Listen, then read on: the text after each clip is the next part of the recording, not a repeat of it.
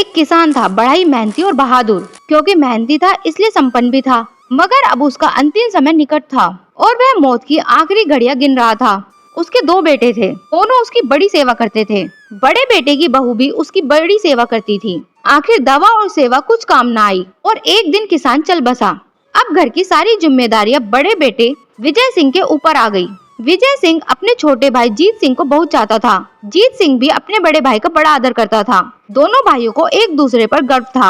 मगर बड़े भाई की पत्नी जीत सिंह को उतना पसंद नहीं करती थी। उसका विचार था कि जीत को खेती के काम में अपने बड़े भाई की मदद करनी चाहिए। वह सोचती थी कि सारा काम उसके पति को ही क्यों करना पड़े। हालांकि भाइयों में भेदभाव नहीं था, मगर विजय की पत्नी को देवर सदा ही खटकता रहता था। एक दिन जीत सिंह लौटकर घर आया और भाभी से खाना मांगने लगा। उसकी भाभी ने तुनक कर कहा, रसोई में जाकर खा लो, मैं कोई तुम्हारी नौकर नहीं हूँ।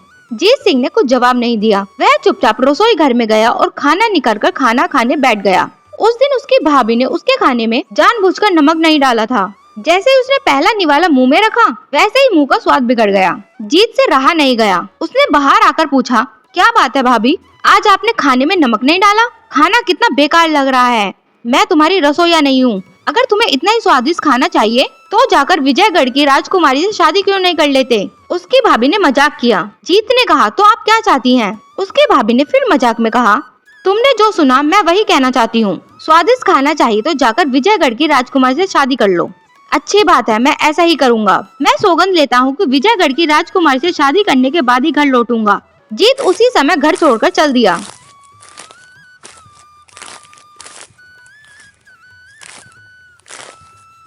और विजयगढ़ की राजधानी संभार नामक नगर में जा पहुंचा। राजमहल में पहुंचकर उसने राजा से निवेदन किया, महाराज मैं आपकी सेवा में आना चाहता हूं। जीत के बोलने चालने का ढंग भी सभ्य और श्रेष्ठ था। राजा ने उसे अपना अंगरक्षक नियुक्त कर लिया और रहने के लिए महल के पास ही एक कमरा भी दे दिया। यह नौकरी पाकर जीत बहुत खुश था। एक दिन राजा अपने कुछ खास लोगों को साथ लेकर शिकार खेलने निकला। जंगल में एक जानवर का पीछा करते करते वह इतनी तेजी से और इतनी दूर निकल आया कि जीत सिंह के अलावा और कोई भी उसका साथ न दे सका। राजा और जीत जंगल में बहुत दूर निकल गए। अब तक राजा बहुत थक गया था। वह सुस्ताने के लिए एक पेड़ के नीचे बैठ गया। थोड़ी देर में उसे नींद भी आ गई। जंगल में बहुत से खतरनाक जंगली जानवर भी थे, इसलिए जीत सतर्क रहकर राजा की सुरक्षा में डट गया। अचानक झाड़ियों में से एक शेर निकलकर जोर से दहाड़ा। राजा की नींद खुल गई। वह उठकर बैठ ही रहा था कि शेर ने उस पर छलांग लगा दी। मगर जीत बला की फुर्ती से उछलकर शेर और राजा के बीच में आ गया। देखते ही देखते वह शेर से भिड़ गया। दोनों जान की बाजी लगाकर लड़ने लगे। थोड़ी देर की भयानक लड़ाई के बाद जीत ने शेर को मार गिराया, लेकिन उसके मरते ही वह खुद भी बेहोश होकर जमीन पर गिर पड़ा। जैसे तैसे राजा उठाकर उसे अपनी राजधानी ले आया और राजवैद्य को उसके इलाज का आदेश दिया। कई दिनों तक जीत की हालत में कोई सुधार नहीं हुआ।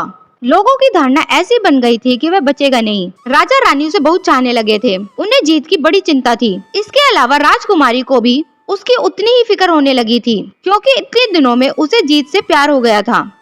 खैर, राजा रानी के पूजा पाठ के बाद और राजवैद्य के इलाज के कारण कुछ ही दिनों में जीत स्वस्थ हो गया। चारों ओर खुशी की लहर दौड़ गई। एक दिन राजा ने जीत सिंह को अपने पास बुलाकर कहा, जीत, मुझे बचाने के लिए तुमने अपनी जान की बाजी लगा दी। इसके लिए मैं तुम्हें किस तरह धन्यवाद दूं समझ नहीं आता। इस उपकार के बदले मैं तुम्हें कुछ देना चाहता हूँ, किंतु जो भी वस्तु देने को सोचता हूँ वह तुम्हारे एहसान के सामने छोटी ही नजर आती है। मेरी जान की कीमत क्या किसी वस्तु से आकी जा सकती है? इसलिए निश्चय नहीं कर पा रहा हूँ कि मैं तुम्हें क्या दूं। तुम ही कुछ बताओ। जीत बोला, महाराज, मैंने तो अपना कर्तव्य निभाया है। सेवक का तो यही कर्तव्य है कि स्वामी के लिए एक बार की आवश्यकता पड़े वो सैकड़ों बार भी जान की बाजी लगा दे। अपने बहादुर अंगरक्षक की बात सुनकर राजा बहुत खुश हुआ। हमें तो सिर्फ एक ही उपाय नजर आता है और वह है कि हम राजकुमारी की शादी तुम्हारे साथ कर दें। क्या तुम्हें मंजूर है? महाराज की प्रत्येक आज्ञा का पालन करना मेरा कर्तव्य है। राजा प्रजा का पिता होता है और पिता अपनी संतान के बारे में जो सोचता है अच्छा ही सोचता है। इससे अधिक मैं क्या कहूँ महाराज। राजा जीत सिंह की बात सुनकर इतना खुश हुआ कि उसने उसी दिन घोषणा करवा दी कि राजकुमारी का विवाह जीत सिंह के साथ किया जाएगा। प्रजा ने राजा की इस घोषणा का दिल खोलकर स्वागत किया। दरबारियों ने भी राजा की घोषणा को खुशी से स्वीकृति दे दी। एक दिन जीत ने राजा के पास आकर एक विचित्र निवेदन किया, महाराज, दहेज में मुझे सोना चांदी और आभूषण आदि नहीं चाहिए। दहेज में मैं सिर्फ एक चीज चाहता हूँ। क्या? राजा ने चकित होकर पूछा। जीत ने कहा, महाराज, अगर आप मुझे नमक से लदे 100 ऊँट दहेज में दे तो मैं आपका बड़ा ही आभार मानूंगा। इस अजीब मांग से राजा और रानी दोनों ही बड़े चकित हुए, परंतु जब जीत ने नमक का ही दहेज लेने पर जोर दिया तो वे मान गए और फिर शुभ मुहूर्त में जीत सिंह और राजकुमारी का विवाह संपन्न हो गया। उसके बाद उसने अपने भाई विजय सिंह के पास खबर भेजी कि वह अपनी पत्नी सहित घर वापस लौट रहा है।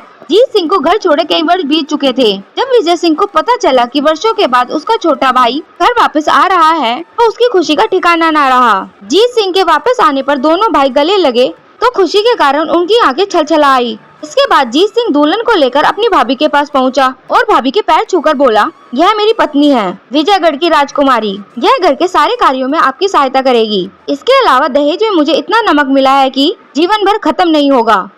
यह सुनकर जीत सिंह की भाभी रोने लगी। उसे वर्षों पूर्व कही गई अपनी बात पर बहुत अफसोस हुआ, मगर जीत सिंह ने कहा, दुखी क्यों होती हो भाभी? मैं तो उस ताने के लिए आपका बेहद शुक्रगुजार हूँ। यदि आप उस दिन मुझे ताना न मारती तो आज राजकुमारी भी इस घर की बहू न बनी होती। किसी ने सच ही कहा है, ईश्वर जो करता है अच्छा ही करता है।